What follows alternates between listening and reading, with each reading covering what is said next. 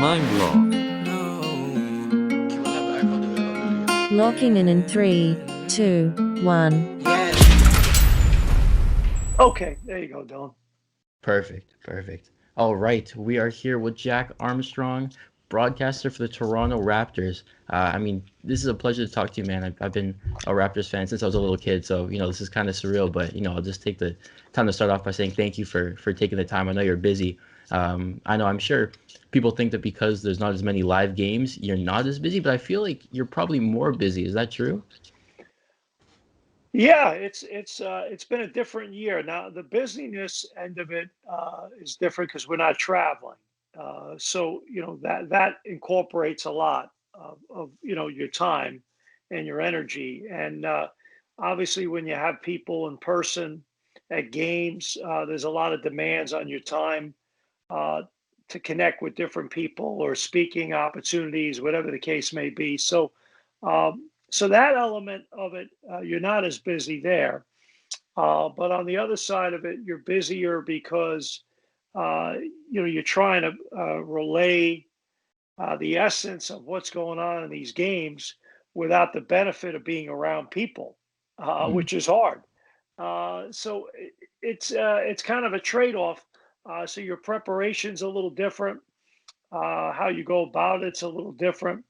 But nonetheless, Dylan, it's still a great gig. It's a lot of fun, and I'm still happy that we have sports, and I'm still happy we have basketball games to call.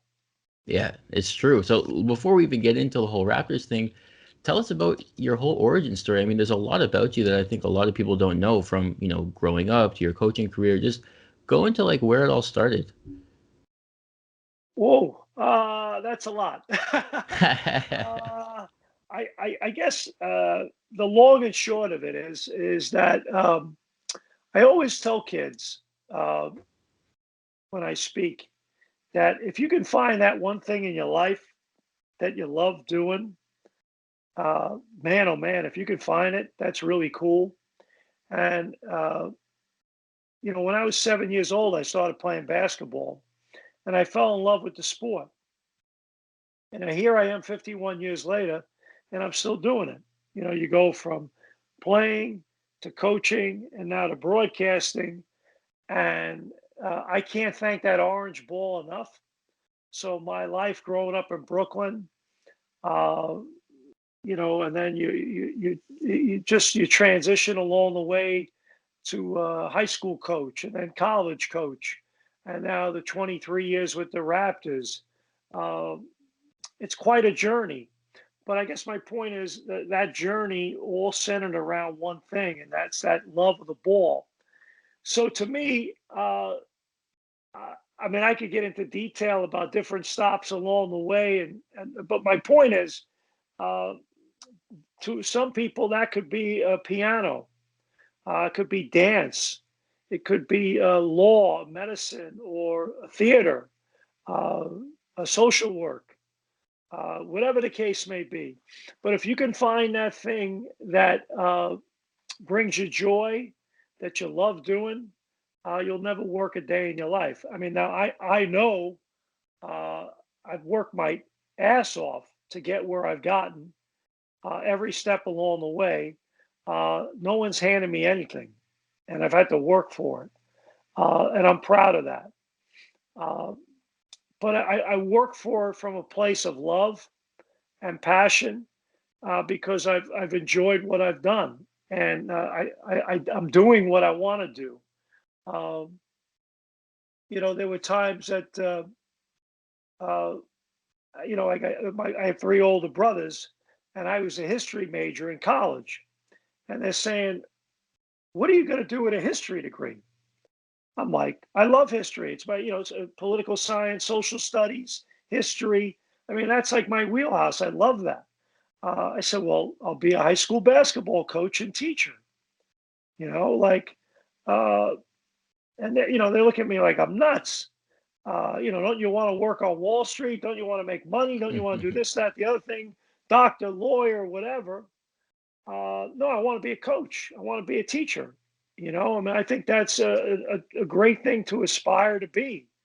Um, so but now I'm the cool uncle. Mm. Like when we won an NBA title, I'm the cool uncle, and I love my brothers, and they've all had great success, a lot more success than I've ever had. It's just, I guess, you get to a point where you just say, when I chat with young people, trying to be yourself in a world day in day out that tries to make you like everyone else is the toughest fight you got to fight. Mm. And I guess so when you ask me about my life, I am who I am, like me or not like me. Uh, this is who I am. This is what I've wanted to be, and here I am. I like that message a lot. I like, find your passion, chase it, but work hard for it. I think that's the both sides of it is anything you want to do, you can do and you can be successful at it, but to expect that it's just going to fall into your hands is not realistic. And I think that's a really strong message, which is just that you can do whatever you want to do, but if you're not going to work hard for it, you can't expect that it's going to come easy. And I think you're a great example of that. I mean, it's funny that you're such an advocate for Toronto and Canada around the world. And I think it's funny, a lot of people don't even know you don't even live in Canada or Toronto. So is that a funny thing that people forget or don't realize, or do you have little challenges with that? Or Well, I mean, I live literally. I live my house is on the border of the United States and Canada. I live literally on the Niagara River. I live 300, 400 yards from Niagara on the Lake, Queenston. Uh, so I mean, I feel like I'm adopted son, and so it's been amazing. It's been a tremendous experience. The people of Canada have been so warm and embracing and fun to be with, and it's been a tremendous partnership and marriage uh, for the last 23 years, and I've really enjoyed it. And it's been a lot of fun, and I love every day of it. yeah. So, talking about being a broadcaster, being in broadcasting, but coming from a really extensive coaching background, right? You coached for a long time, a lot of years. How how have you found that your skills as a coach have transitioned into being a good broadcaster? Dylan, I think the thing that helps me, particularly as an in-game analyst, is that the game moves fast, and you Right. got to read it. You got to dissect it. My job as an analyst is to tell you why something happened and how something happened. My job's to frame it and try to give you a gem. Try to be concise and try to give you a gem, something to ponder, something to think about. Why did that play happen? How did that play happen?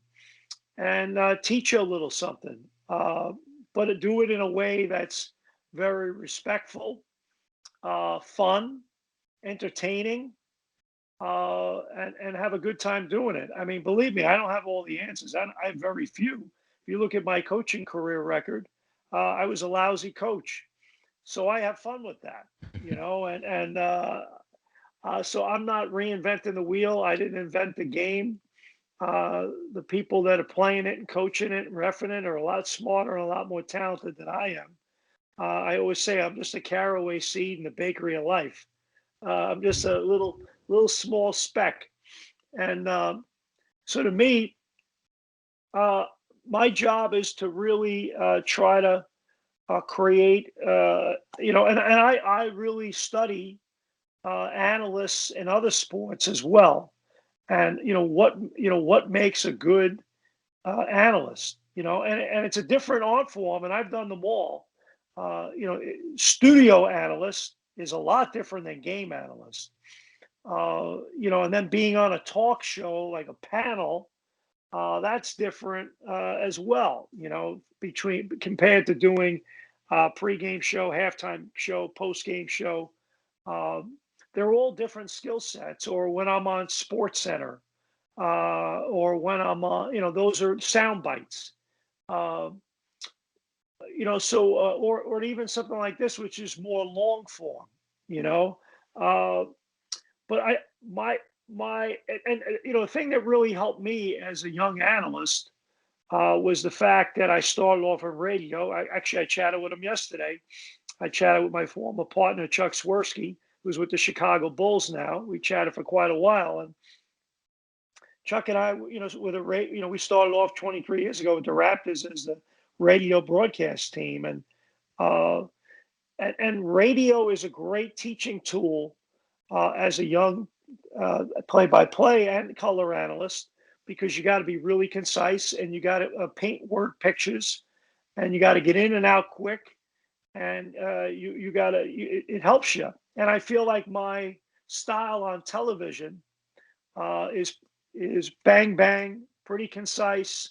I can be conversational when needed, but I'm also very respectful of the game that's going on, and I get my point in and out quick. And it, so to me, I think it's really important that I go into a game every night, and I feel like I'm able to tell you the whys and the hows, to frame it, give you a gem, give you something to think about, a teaching point, um, and have fun doing it. And if Mm. I could do that, I've done my job. Wow. No, thanks for sharing that. I think it is important. There's a lot of things that go on behind the scenes, right? It's not easy to just, sometimes we think, oh, everybody watches basketball, everyone can call plays. It's really more than that, right? Like you said, it's breaking things down into the how and why. And I think, you need to prepare. In the moment. In the moment. And it's different. There's the old joke. There's a big difference between being a peacetime general and a wartime general. If you have 2 hours to sit down and write a story after a game, you have the opportunity, even though you might have deadline. Some writers have deadlines. Some are able to be a little have a little more time. It, the skill that the writer has is different than the skill I have. Right. I have to do it in the moment. Precisely at that moment. You got to call it as you see it, and you got to be able to say in live time what happens, and that's a different tool. That's a different skill from being in studio with a telestrator or five different people cutting tape for you. Uh, I mean, you're on the front lines, and it's Hmm. different. So you look at guys like in the NFL, like a Tony Romo or a Troy Aikman.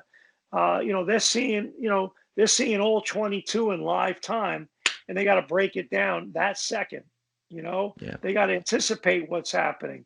Or Eddie Olczyk in hockey, or a John McEnroe in tennis, or a really good baseball analyst. Whatever. It's so I'm always I always try to look and say who are the best in every field, in-game analysts, who does a great job in studio, in-game studio analysts, who does a great job on sports centers, who does a great job on panels, long form stuff. They're all different skill sets. Writers, um, I mean, there are certain writers. You look at a guy like Tony Kornheiser and Michael Wilbon. I mean, they started off in as journalists, but now they're television stars. Uh, you look at them. I mean, Stephen A. Smith is another one. Hmm. I mean, he was a writer, uh, but they're true. Those guys have hit it big in a totally different form. Yet the discipline that they learned from their writing background has helped them articulate in a way that makes them really talented and really special in a totally different medium. But Hmm. uh, the fact that uh, the fact that somebody is good as a studio analyst doesn't make them good as a game analyst, or the fact that someone's a good I couldn't be a good writer. I just, for me to sit and write an article about a Raptor game, it'd be a disaster. But Mm. I can watch a game and talk about it. So Yeah. it's an interesting thing to think about and to study. It's a good point. You have to find your rhythm with it. So, talking about the Raptors, I mean, we've obviously come a long way in the recent years. But I think one thing that I've noticed that I think a lot of the fans have noticed too is that there's a culture not just for winning necessarily, but a culture for high expectations and always knowing that we're going to give our best, right? And I think that when you look around the league and you look at different teams, I don't think we've ever been a team to just coast and to just sometimes just, say, well, we're in a slump, it's just how it is. I think we're always pushing ourselves to the next level. When it comes to that and it comes to that culture, and I know that you said before that joining the Raptors was kind of like joining a startup, and startups also have to deal with their business culture. Where does that culture start in your perspective? Does that culture for expecting nothing but the best, does that start with the players? Does that start with the coaches? Does it start with the head office? In your experience with these types of things, where does the culture that makes the Raptors special, that DNA, where does it start? It starts on every level. First of all, ownership that's committed to doing it right and first class. You have Masai, Ujiri, Bobby Webster. There's what do they say? High achievement takes place in the area of high expectation. Mm, There's high standards, and Masai is a grinder, a blue collar guy. Nobody handed him anything, and he's a self-made man. And I think he brings that to the table. That he doesn't take things for granted. Uh, so I think, and then you look at the coaches that Masai has had, Dwayne Casey and Nick Nurse. Those guys are self-made men. Nobody handed them anything. They've had to work for everything they've gotten. So I think that blue collar mentality from management to leadership as the coaches, and then obviously ownership being incredibly supportive, and then the mentality of a strong emphasis within the organization of accountability, of player development, is really really cool to see. They work really hard at it. They pride themselves in it. So it's been a joy to watch, and I have a ton of respect for not only what Dwayne and Nick did, but more importantly for each one of their assistant coaches and the support staff and the training staff. They work at it, man. They are true pros. mm, that's a good point. Now, in an in the era of analytics, right? Because we're at a place now where technology is so advanced, and we have the ability to go in there and look at the science behind what goes on in every game. Still, part of the kind of intangibles are the mental skills, right? Because we might be able to check how many times someone makes a shot from this point or from here, and there's data we can collect, but the mental skills and the mental toughness part, they're still kind of intangible. So, in your perspective, being both a former coach and an analyst, and being around the game for so long, you know why is mental toughness so important, and what are some of the markers of that in an athlete that you see today? Well, a few things, Dylan.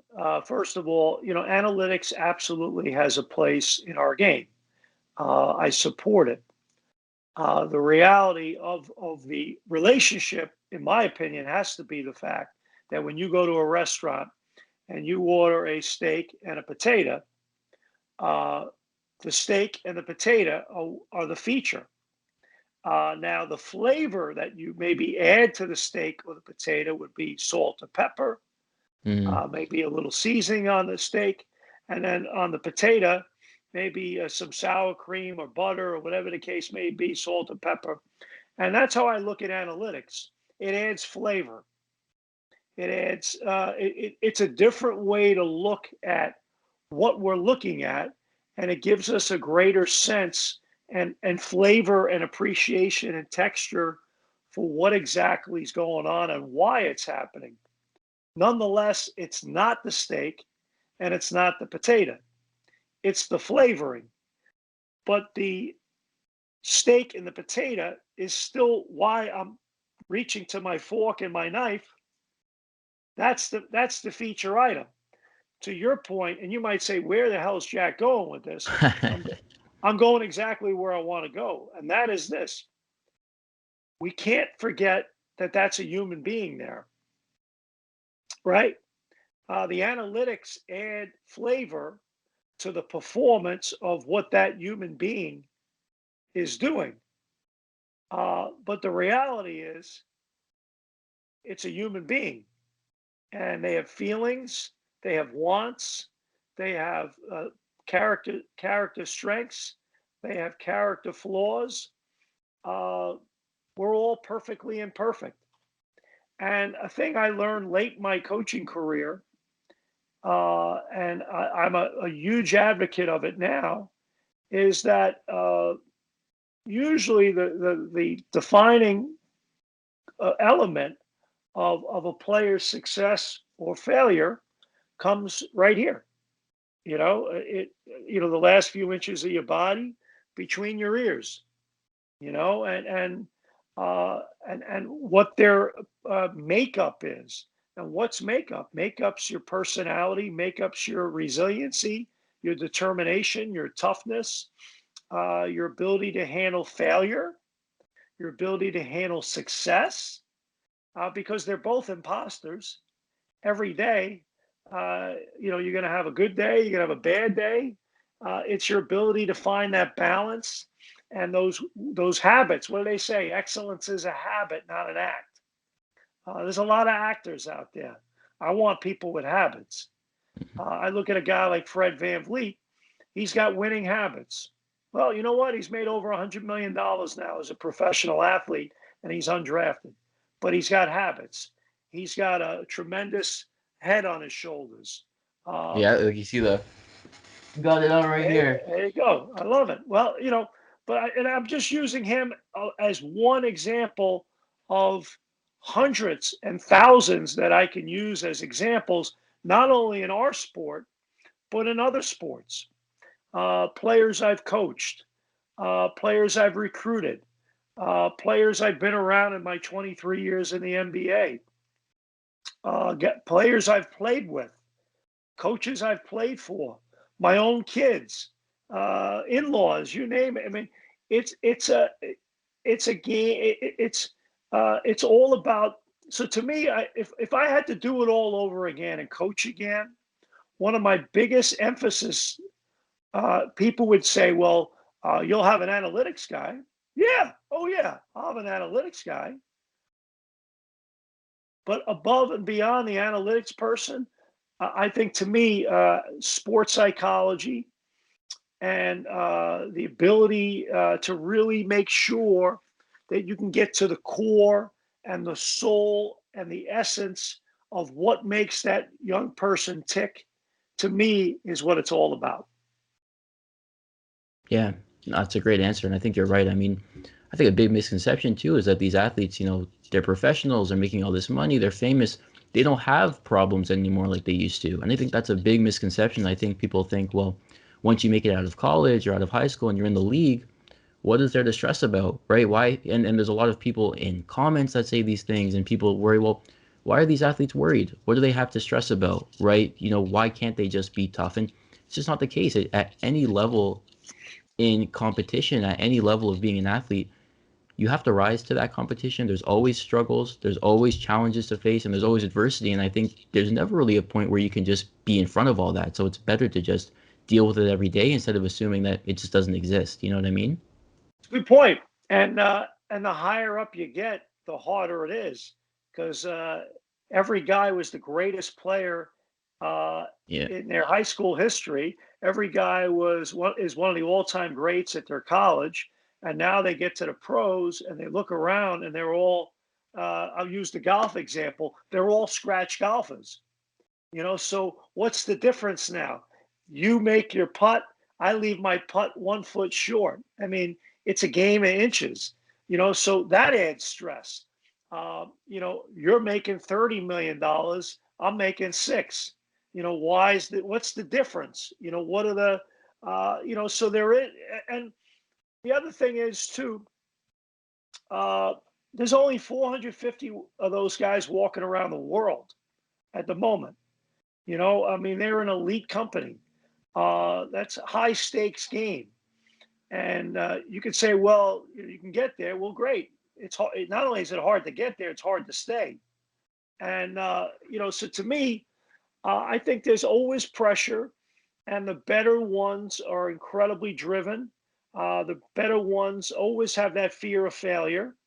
That the better ones always, feel like they're one step away from the gutter, one step away from the streets. That they're constantly driving themselves to greater heights. And and again, the great ones, you can point it to a kid like a Steph Curry. I look at Steph Curry. He's got a tremendous work habits.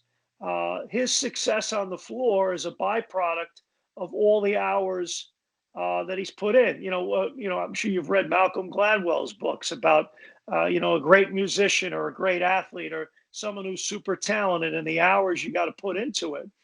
And you look at all that and you learn from that. And I look at my career as a coach. I look at my career as a broadcaster, and the time you put into your craft.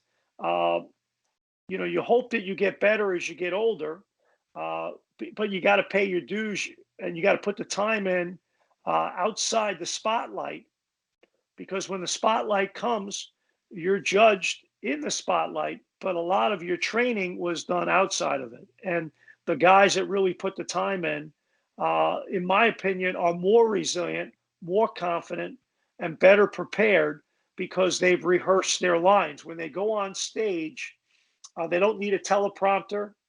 They don't need the lines on a piece of paper in front of them. It comes natural. And the more natural you are and the more comfortable you are, the more confident you are. It's a good point, and I think a lot of people ask that. They say, "Well, how can I develop confidence? How can I be more confident? I have the skills, but the confidence is missing." And I think you touched on it, which is confidence really is tied to preparation, right? The more prepared you are for something, the more confident you're going to be. And it's just how it works in general. I mean, think about being in school with a pop quiz. If you have a pop quiz and you haven't studied, it's hard to be confident, right? But if you've been studying all night and you spent the week before and you know all the questions, it's a lot more likely you're going to be confident, right? So there's a big link. And Dylan, the three words that really matter with what you just said is this: I deserve this. I've earned it.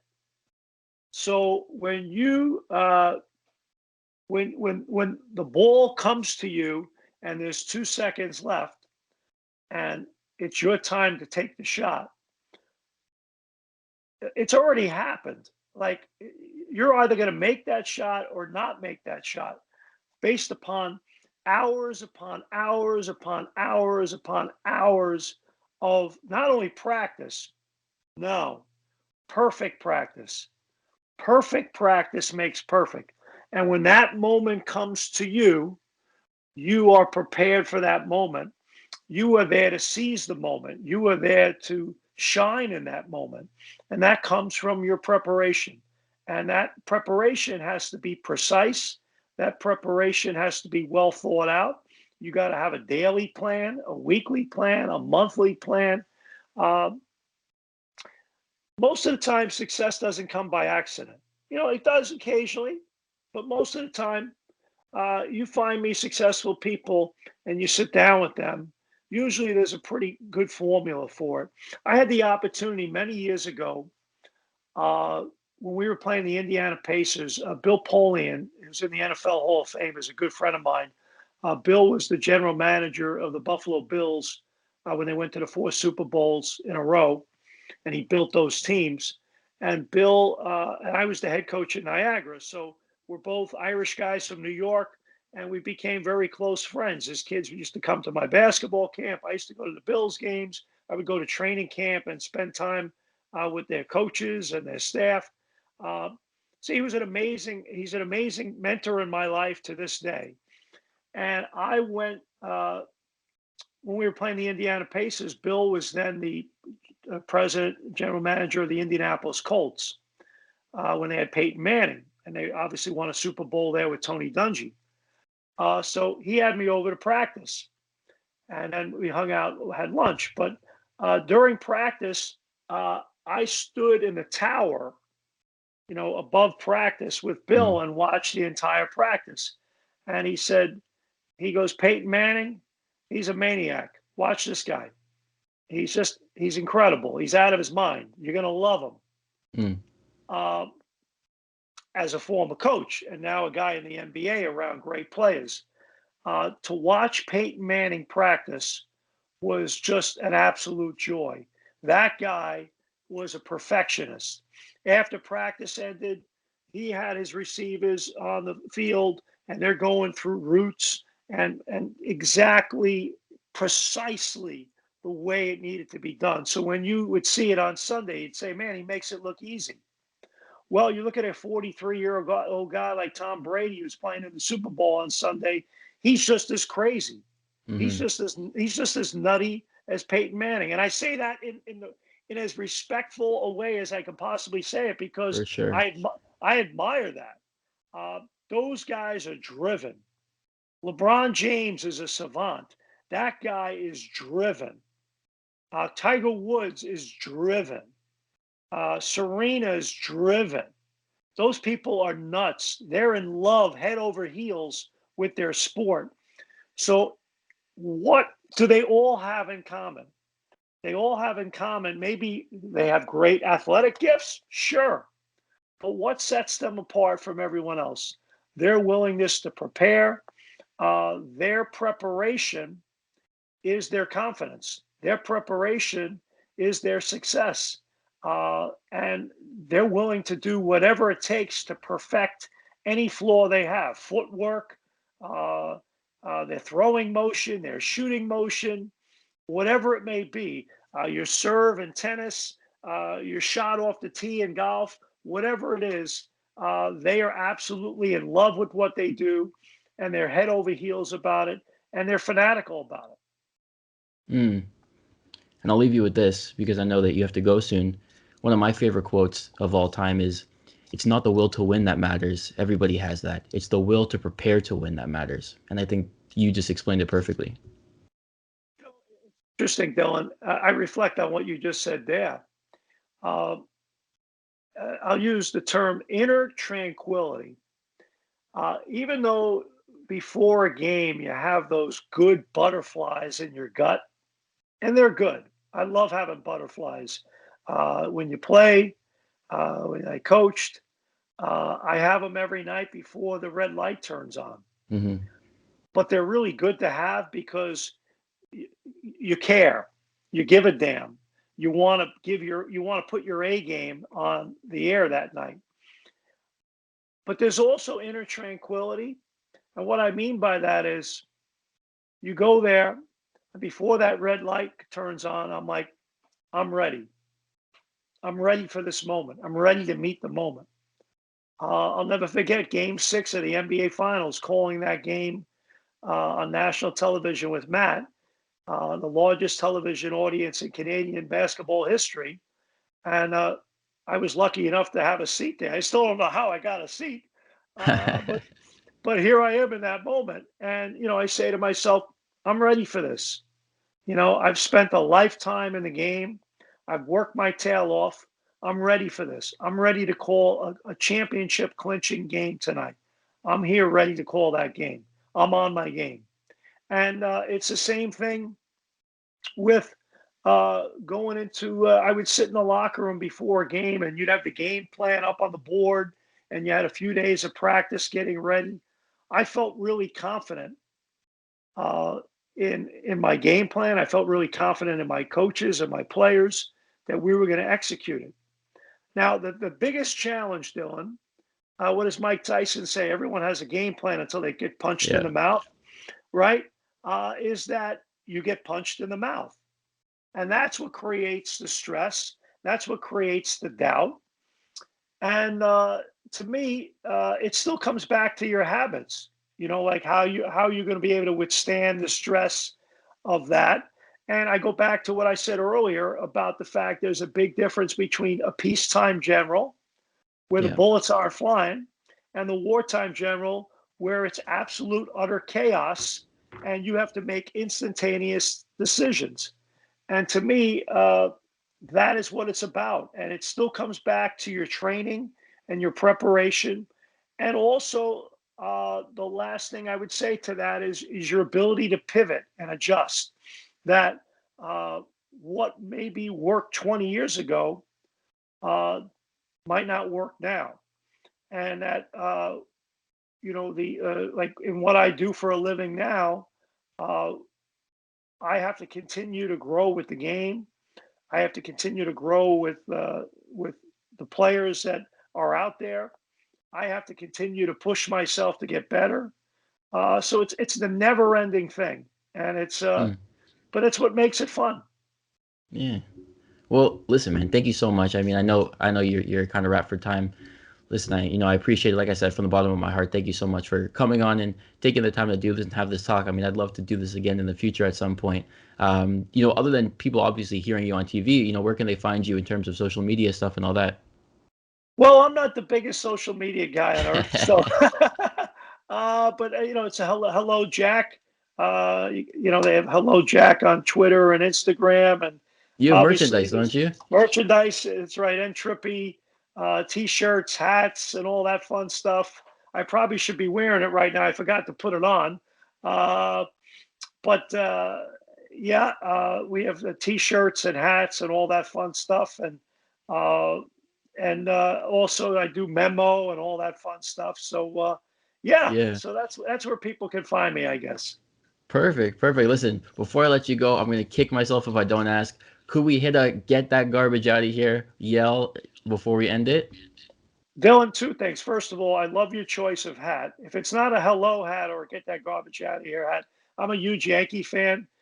So thumbs up for that. And get that garbage out of here. Oh, he did it. He did it. All right. Thank you so much for being on. Like I said, a pleasure as always, and I hope to talk to you soon. Bonjour. Appreciate it. You got it, Dylan. All the best, buddy.